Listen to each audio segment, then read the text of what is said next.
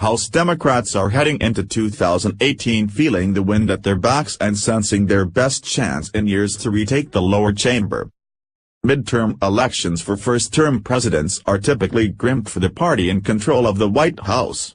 And with President Trump's approval rating hovering in the 30s in historic low in the modern era the Democrats are increasingly optimistic they can mine the White House turmoil to energize their base, attract disheartened Republicans and pick up the 25 seats they'll need to win back the Speaker's gavel after 8 years in the minority wilderness.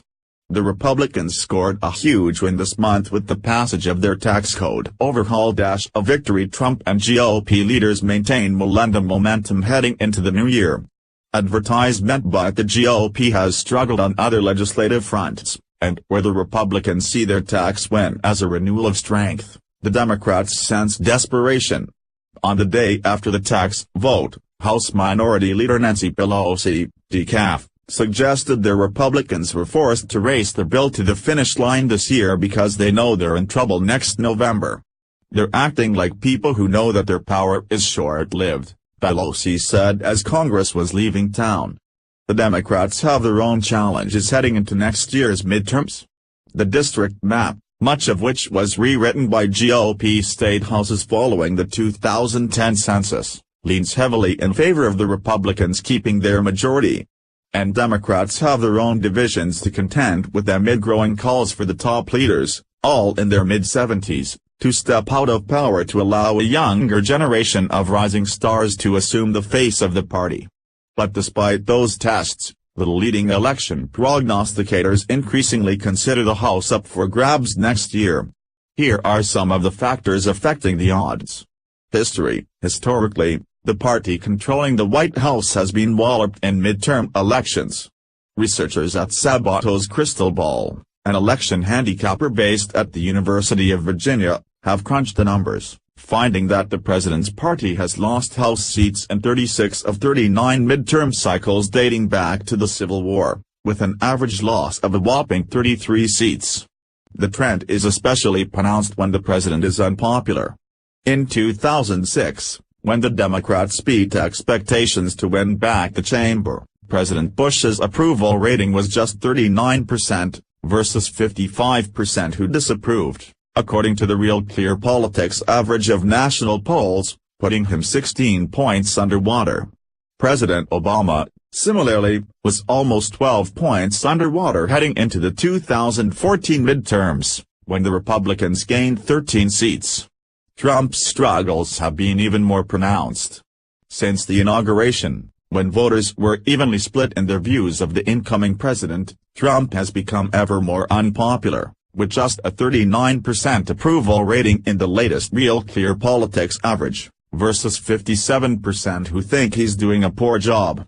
Retirements: House Republicans are facing an exodus of veteran lawmakers, some of whom have already left Capitol Hill and others who plan to step away at the end of the term.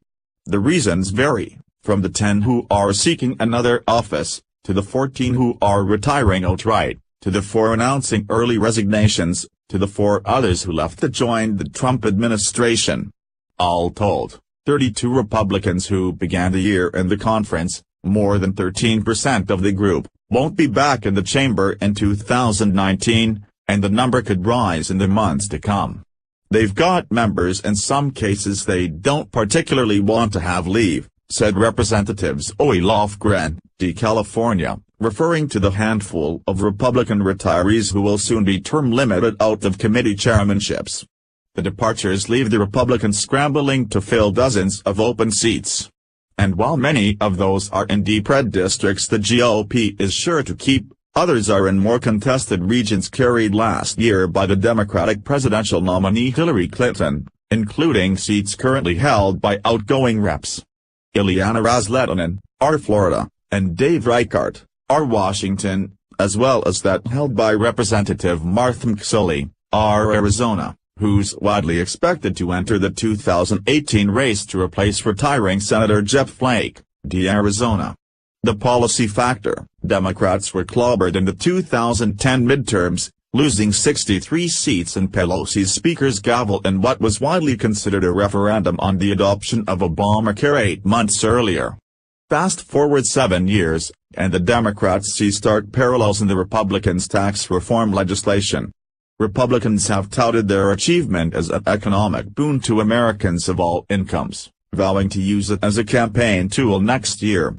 This bill will help ease the cost of living for millions of Americans who feel left behind, said Matt Gorman, spokesman for the National Republican Congressional Committee.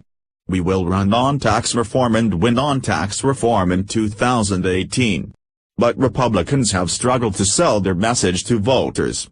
An NBC News, Wall Street Journal poll conducted this month found that just 24% of respondents think the GOP's bill is a good idea, versus 41% who say it's a bad plan, while just 22% say it will benefit people of all classes, versus 63% who think it's primarily designed to benefit wealthy Americans and corporations.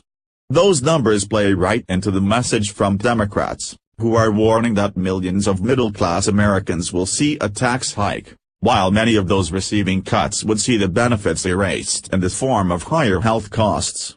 This is fairly a big opening. The door is open, Pelosi said. Most people know that they're not getting any tax break in this bill. Polls, heading into the year, the Democrats thought that if they approached a double-digit lead in the generic ballot they'd have a good shot at taking back the Speaker's gavel next November. Their advantage is currently 13 points, according to the most recent Real Clear Politics average, and a CNN poll this month had them up by 18 points. I'll take half of that, 9, that's enough to win the Congress, said Pelosi, adding that she doesn't place a whole lot of confidence in all of these double-digit polls. Despite Pelosi's cautious approach, the Democrats have seen those numbers translate into surprising election victories in recent weeks.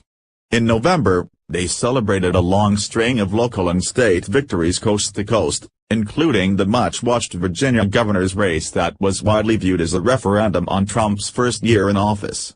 More recently, the Democrats were encouraged by Doug Jones's shocking upset in the special election to replace Senator Jeff Sessions, of Alabama, Trump's attorney general, in a state that hasn't elected a Democratic senator in 3 decades.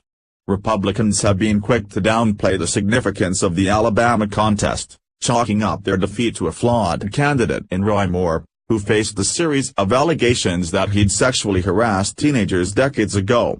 Still, Trump's unsuccessful push for Moore has only emboldened the Democrats, who see new limits to the power of the president's populist sway, even in deep-red states like Alabama. Representative Ben Ray-Lujan, NM, the head of the Democrats' campaign arm, said that Trump backlash has helped the party build the largest battlefield in a decade.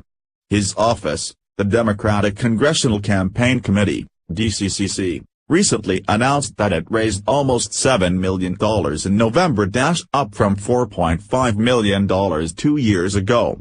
What's going to be most important is for our candidates to be connecting in their districts and telling that story, he said.